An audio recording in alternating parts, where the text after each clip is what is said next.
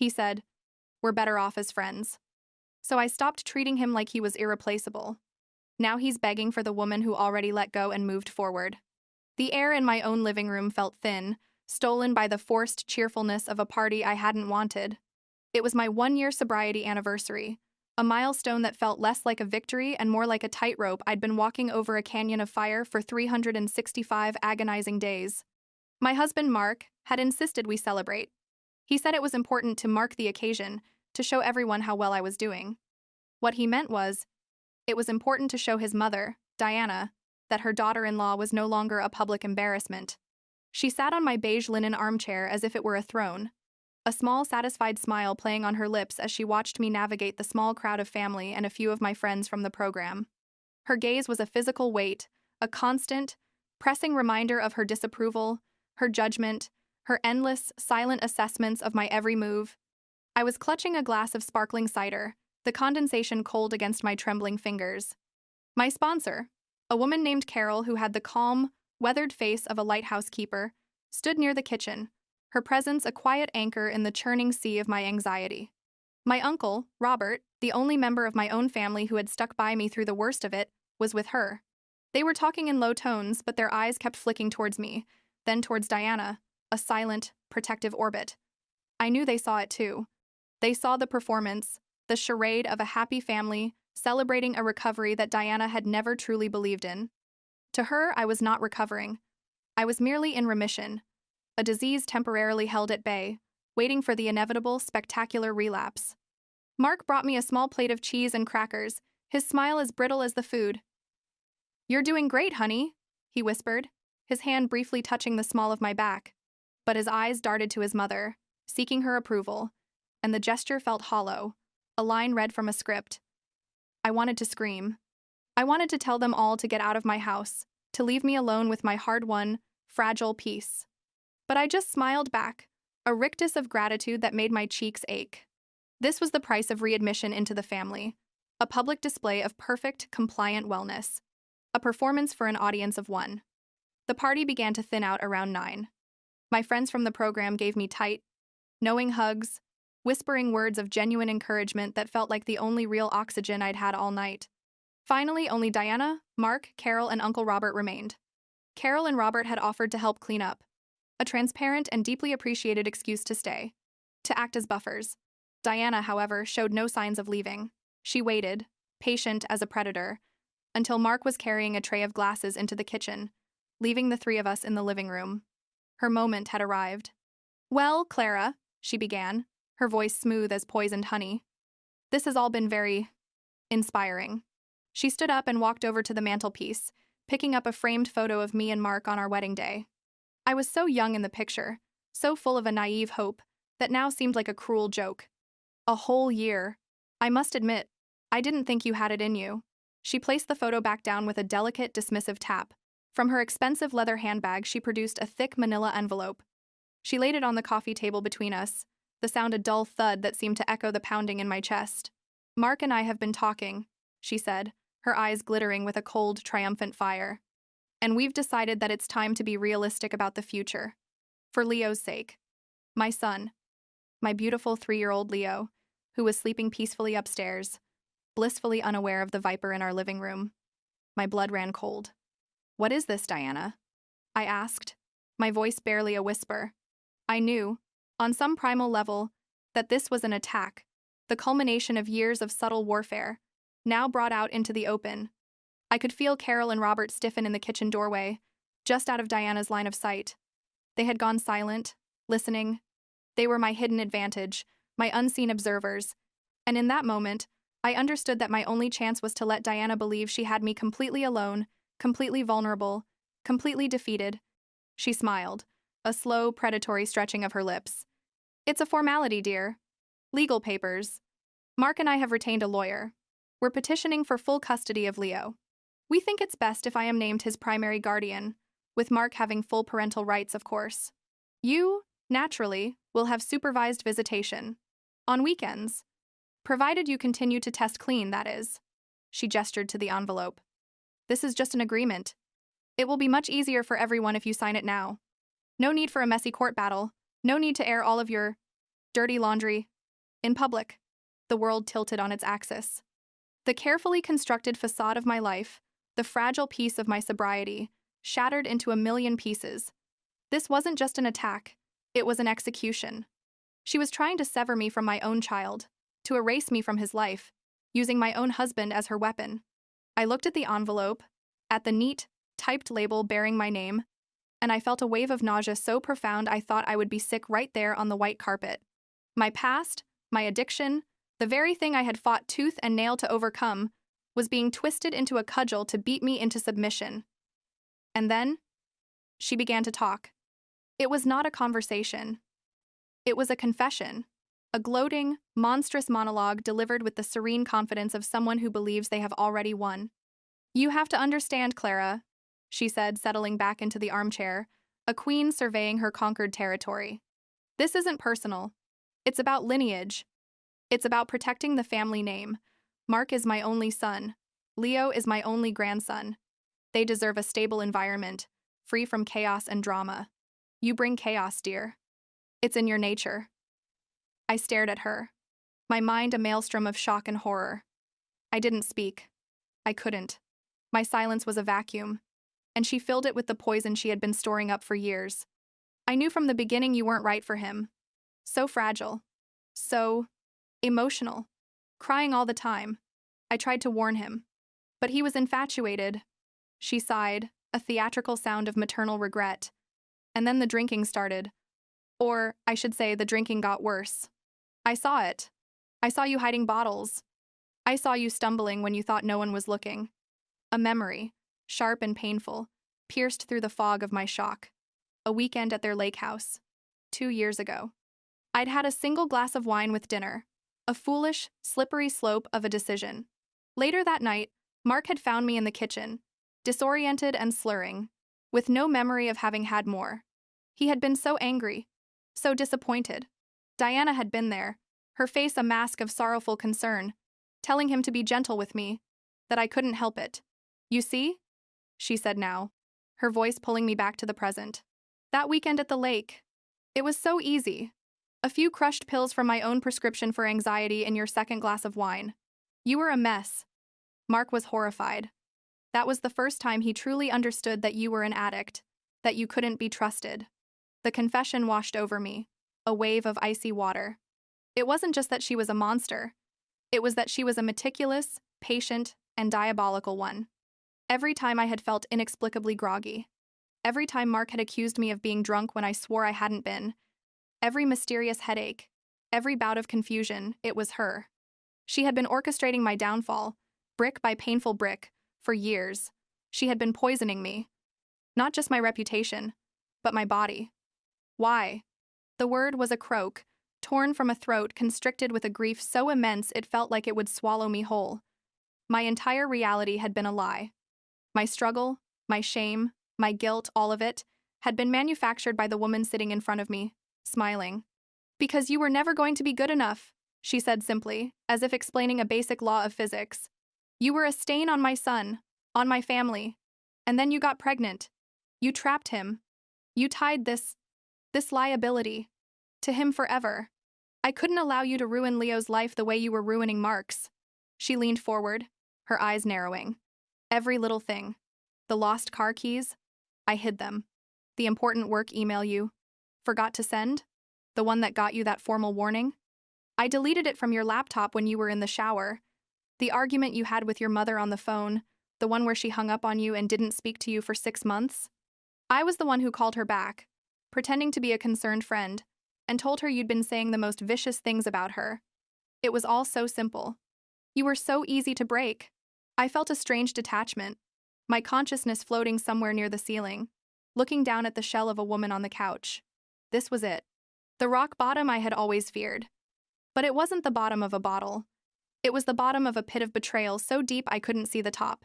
I felt my body begin to tremble uncontrollably, a violent, full-body tremor. Part of it was genuine shock, the physical manifestation of a psyche being ripped apart. But another part, a small, cold, lucid part of me, knew I had to let it happen. I had to let her see me break. I had to let her believe her victory was absolute. So I let the tears come, hot and silent. streaming down my face. I wrapped my arms around myself and began to rock back and forth, a picture of utter devastation.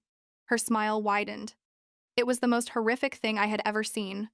There, dear, she cooed, her voice dripping with false sympathy. It's for the best. You see that, don't you? You're not well. You're not fit to be a mother. Sign the papers. We'll tell everyone you had a relapse, that you've bravely decided to enter a long-term treatment facility to focus on your health. You'll be a tragic hero. And Leo will be safe. With me. That's when the intervention happened. It wasn't loud or dramatic. Uncle Robert simply walked into the room, his face a granite mask of fury. Carol was right behind him, her phone held up, the screen glowing. She had been recording. The small, satisfied smile on Diana's face vanished, replaced by a flicker of confusion, then dawning horror. She looked from my uncle's face to Carol's phone and then to me, my tears suddenly stopping, my trembling ceasing. Her eyes widened as she finally understood.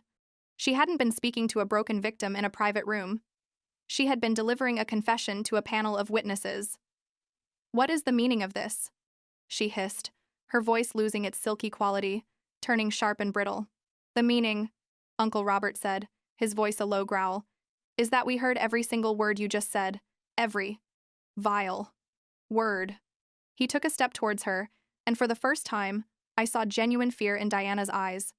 Mark chose that moment to walk back in from the kitchen, a cheerful, oblivious look on his face. "Is everything all right?"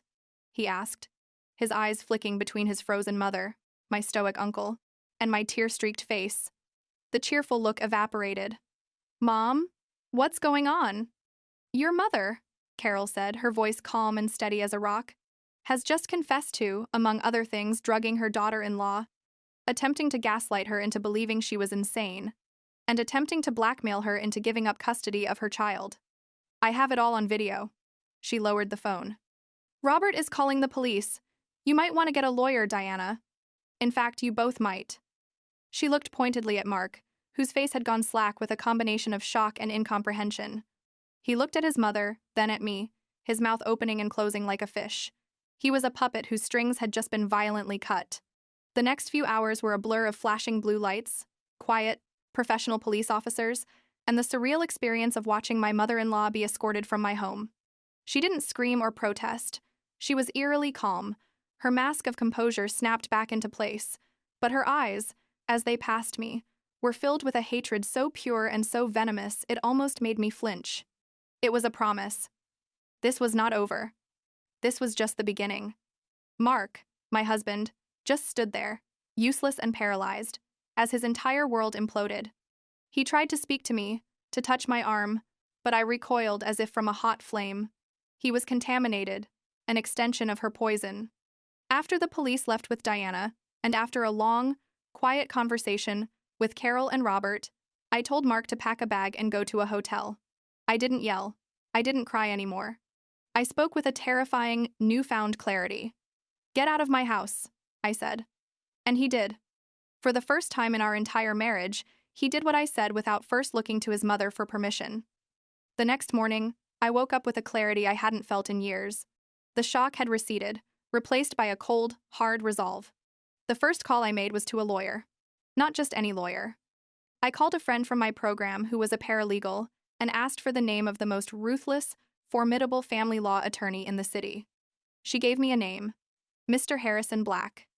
The second call was to a therapist who specialized in trauma and psychological abuse. My sobriety was my foundation, and it had just been subjected to a seismic shock. I knew I needed professional help to keep from crumbling. My son Leo was my reason. He padded into my room, his hair a mess from sleep, and crawled into bed with me, his small, warm body a comfort and a cause. I held him tight and swore a silent oath. I would burn the world down to protect him. My first meeting with Harrison Black was in his stark, minimalist office downtown. He was a tall, imposing man with eyes that seemed to see right through every lie and excuse. I told him everything. I played him Carol's video. I recounted every instance of gaslighting, every accident, every moment of manufactured drama I could remember from the past 5 years. I talked for 2 solid hours, my voice hoarse, my hands shaking as I relived the slow, insidious poisoning of my life. He listened without interruption, his expression unreadable. When I was finished, he was silent for a long moment. "Mr. Harrison," I began, my voice trembling. "Do I have a case?" He leaned forward, his hands steepled on his vast mahogany desk. "Mrs. Miller," he said, his voice a deep, resonant baritone. "What you have is a war. Your mother-in-law has not just declared it. She has been waging it in secret for years. Our job is not merely to win. Our job is to salt the earth so she can never come near you or your son again." For the first time since that horrible night, I felt a flicker of hope. This man was not a lawyer. He was a general, and I was ready to enlist. We started immediately. The first step was filing for an emergency protective order against Diana, which was granted based on Carol's video and a sworn affidavit. Next, I filed for divorce from Mark, seeking sole legal and physical custody of Leo. The battle lines were drawn. The second part of my new life began, the meticulous, soul-crushing process of compiling evidence. Harrison had me start a journal. Every day, I was to write down every memory that surfaced, no matter how small or insignificant it seemed. "Patterns," he said. "The court understands patterns." So, I wrote. I wrote about the time Diana had helpfully repotted all my houseplants, only for them to wither and die within a week. I wrote about the anonymous tip called into my former workplace, accusing me of drinking on the job, a tip that came just a week after I'd told Diana I was up for a promotion. I wrote about the expensive silk blouse that was ruined at the dry cleaner, the one Diana had insisted on taking for me, the one I had planned to wear to a crucial job interview. I wrote about the constant subtle digs disguised as compliments. "You look so much healthier now that you've put on some weight." Or, "It's wonderful that you're trying so hard with Leo." Even if you don't have a natural maternal instinct. Each memory was a small cut, and revisiting them was like pressing on 1,000 bruises. But as I filled the notebook, a terrifying picture emerged. It wasn't random cruelty. It was a systematic campaign to isolate me, to undermine my confidence, to destroy my credibility, and to make me dependent on Mark, and by extension, on her. My therapy sessions were brutal. My therapist, Dr. Anya Sharma, guided me through the complex landscape of narcissistic abuse and gaslighting. She gave me a name for the confusion and self-doubt I had lived with for years: cognitive dissonance. It was the mental stress of holding two contradictory beliefs that I was a capable person, and that I was the incompetent, unstable wreck Diana and Mark insisted I was. My support network became my lifeline. I went to meetings every single day, sometimes twice a day. I spoke honestly about the rage, the fear, and the overwhelming temptation to numb the pain with a drink. My sponsor, Carol, was a rock. She answered my calls at 3 in the morning when I woke up from nightmares. Uncle Robert checked in constantly, offering to watch Leo, bringing over groceries, or just sitting with me in silence when I couldn't bear to talk. He had always disliked Diana, a quiet, simmering disapproval I had never understood until now. He told me he saw a darkness in her from the very beginning, a possessiveness over Mark that was unnatural. He had tried to warn me, in his own gentle way, but I had been too in love, too eager to please, too desperate for a family after losing my own parents so young. As expected, Diana's retaliation was swift and vicious. Her lawyers filed a response to my divorce petition that was a masterpiece of character assassination. It painted me as a manipulative, mentally ill addict, with a history of fabricating stories to gain sympathy. It alleged that I was the one who was unstable, that I had coerced my enabler uncle and sponsor into lying for me. They claimed the video Carol took was a deeply edited and misleading snippet of a conversation taken out of context, where Diana was merely expressing her heartfelt concern for my erratic behavior. They even attached a psychiatric evaluation of me from 2 years prior, one Diana had insisted I get, conducted by a doctor who was a personal friend of her family. The evaluation diagnosed me with borderline personality disorder and histrionic tendencies, a classic playbook for discrediting a victim of abuse. Then came the financial and emotional pressure. Mark, now fully under his mother's control, began calling me. At first, he was apologetic, crying, saying he didn't know what to believe, that his mother was just scared for Leo. He was a mess. But as the days turned into weeks, his tone changed. It became harder, colder, parroting Diana's legal strategy. He told me I was delusional, that I was destroying the family over my paranoid fantasies. He said his mother was willing to be the bigger person. She would pay for me to go to the best inpatient facility in the country, a luxurious resort-like rehab in Arizona. All I had to do was sign the custody papers and drop the slanderous accusations. "She wants to help you, Clara," he pleaded, during one gut-wrenching phone call. She loves you. She loves Leo. Can't you see that? You're the one tearing this family apart. She confessed to poisoning me, Mark, I said, my voice flat and devoid of the emotion he was trying to provoke. She confessed to a years-long campaign to destroy my sanity. There is a recording of it. The family was already torn apart. I just finally turned on the lights and saw the wreckage. I hung up the phone and blocked his number. That was the last time I spoke to my husband. The man I had married was gone, if he had ever truly existed at all. What was left was just a hollow mouthpiece for his mother's venom. The investigative process was a slow, grinding machine. Harrison Black was methodical. We filed for discovery, demanding years of financial records, phone logs, and emails from both Diana and Mark. Their lawyers fought us every step of the way, filing motion after motion to delay and obstruct. But Harrison was relentless. He filed motions to compel, he threatened sanctions, and he slowly, painstakingly, began to get what he wanted. He deposed Mark first.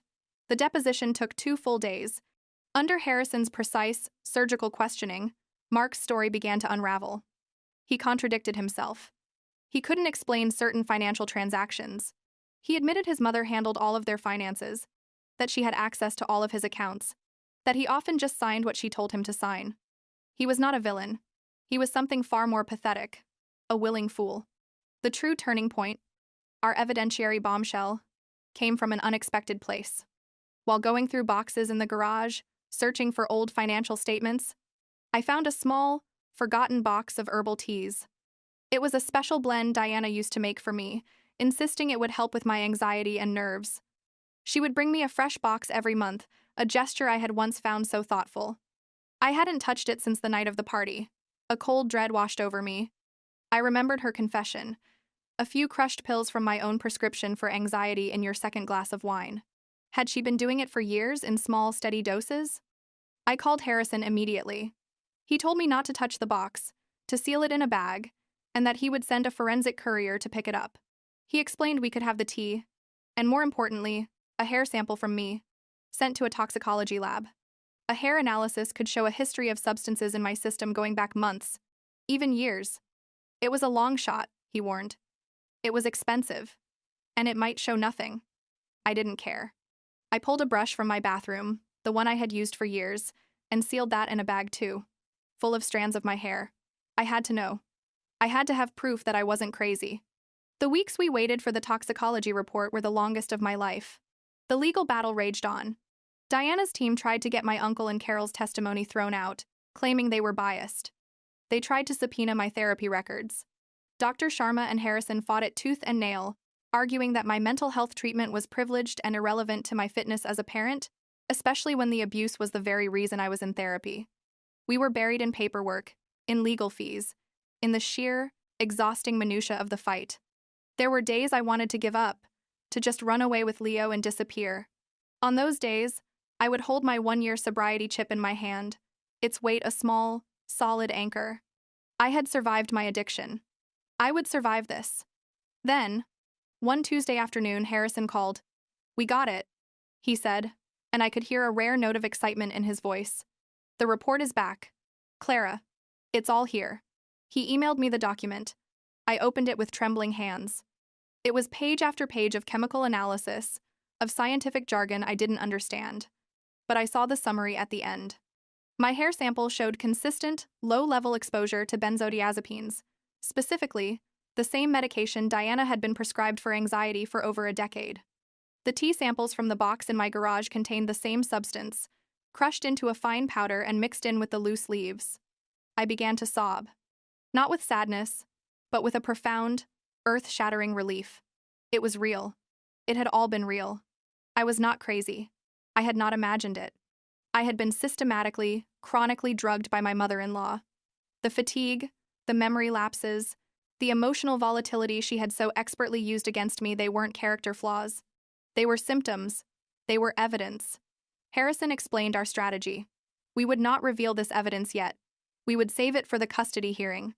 We would let Diana and her lawyers build their entire case on my supposed instability, and then, at the perfect moment, we would demolish it. We would let her walk into her own trap.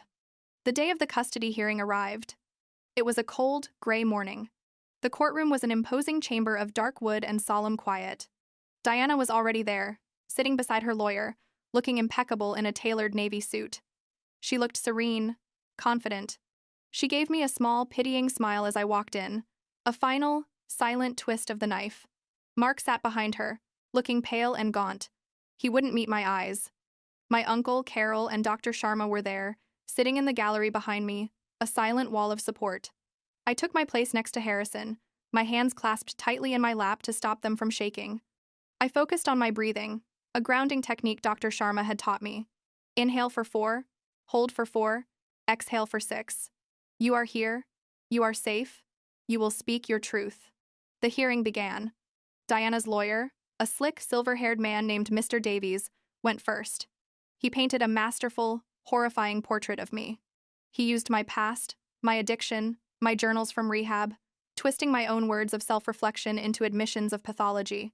He called his expert witness, the psychiatrist who had diagnosed me years ago, who testified that I was a classic case of borderline personality disorder, prone to exaggeration and false accusations.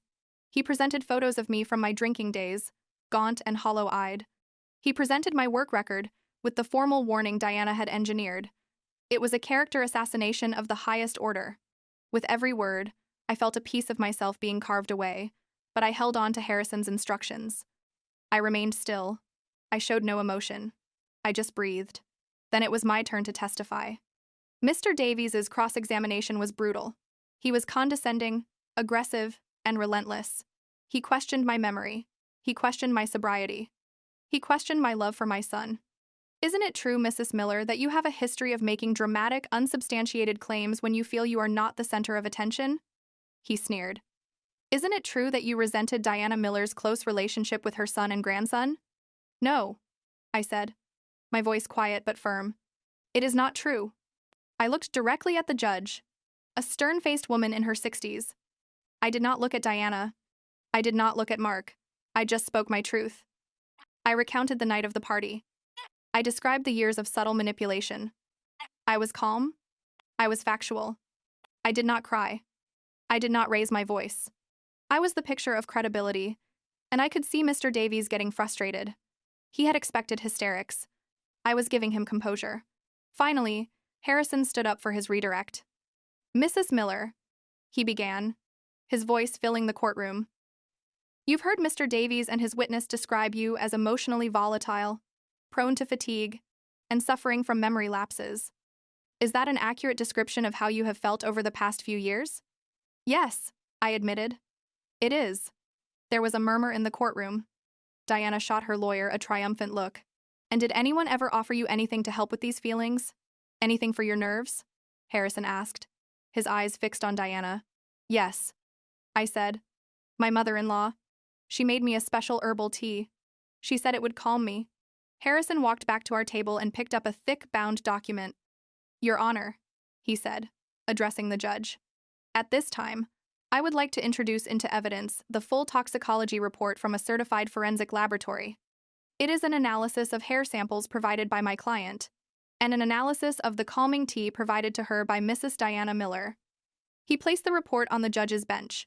The report concludes, unequivocally, that my client has been subjected to long-term, non-prescribed exposure to benzodiazepines, a controlled substance. The same substance found in Mrs. Diana Miller's prescription anxiety medication. The same substance found in the tea she so thoughtfully provided. The silence in the courtroom was absolute. It was as if all the air had been sucked out of the room. Mr. Davies's jaw went slack. Diana's face, for the first time, lost its composure. It crumpled into a mask of pure, unadulterated shock.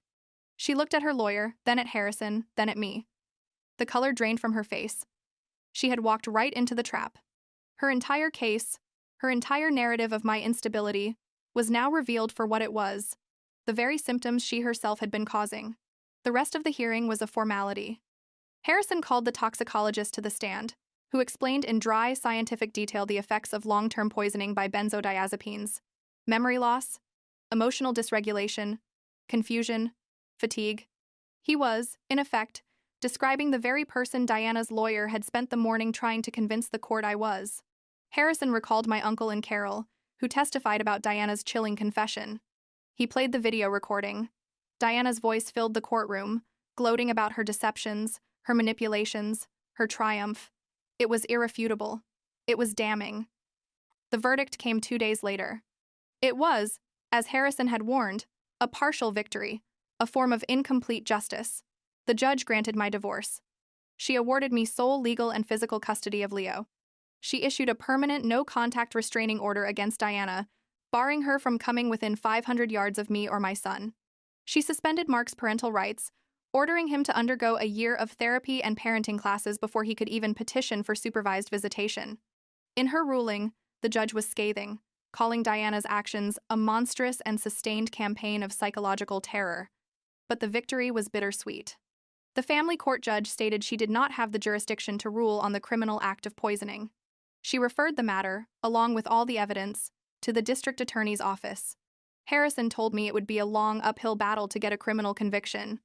Diana was wealthy and would hire the best criminal defense attorneys money could buy. She might face charges. She might not. She might get a plea deal. She might walk away with nothing more than a restraining order and the loss of her grandson. The thought was a bitter pill to swallow. The system had protected my son, but it might not truly punish the person who had tried to destroy me. In the aftermath, I grappled with this reality in my sessions with Dr. Sharma. The legal system gives you a resolution, she told me, but it doesn't always give you justice. Your healing, your real victory, doesn't happen in that courtroom. It happens in here. It happens out there. In the life you build now. She was right. The end of the trial was not the end of the journey. It was the beginning of a new one. The first step was to sever the final tie. A week after the verdict, I was packing up the last of Mark's things when he appeared at the door. He looked terrible. He had lost weight, and his eyes were hollow. He started to cry, to beg. He said he was sorry, that he had been blind, that his mother had manipulated him his whole life. He said he loved me, that he wanted his family back, that he couldn't live without me and Leo. It was a desperate, pathetic performance, and I felt nothing but a cold, empty pity. "You didn't just let her do it, Mark," I said, my voice steady. "You helped her. You held me down while she did it. You were her weapon. You chose her. Every single day. For years. You chose her over me. You chose her over your own son." I thought of the prompt that had, in a strange way, become my life's theme. He was begging for a woman who was already gone. A woman who had let go of the hope that he would ever be the man he should have been. I had stopped treating him, his love, his approval, as irreplaceable. And in doing so, I had found that I myself was irreplaceable. "I've moved on, Mark," I told him, closing the door on his tear-streaked face. "You should too." It was the final boundary, the last wall in the fortress I was building around my new life. I sold the house, the one filled with so many ghosts and poisoned memories. Leo and I moved into a small, sunny apartment in a different part of the city, a place that held no history, only future. I went back to work, finding a job at a small graphic design firm where my talent was valued and my past was my own. I kept going to my meetings. I kept going to therapy. I focused on the practical, day-to-day work of rebuilding. Some days were hard. I would be hit by a wave of grief for the life I thought I had, for the man I thought I married. I would feel a surge of rage at the injustice of it all, that Diana might be living her comfortable life while I was still picking up the pieces of mine. But then I would look at Leo, laughing as he finger-painted at our little kitchen table, safe and happy and whole, and I would know that I had won the only victory that truly mattered. I had saved him. And in saving him, I had saved myself. A year passed. The district attorney's office did eventually press charges against Diana. After months of legal wrangling, she accepted a plea bargain. Felony endangerment. She received 5 years of probation and a hefty fine. No jail time. The news felt anticlimactic. Another example of imperfect justice.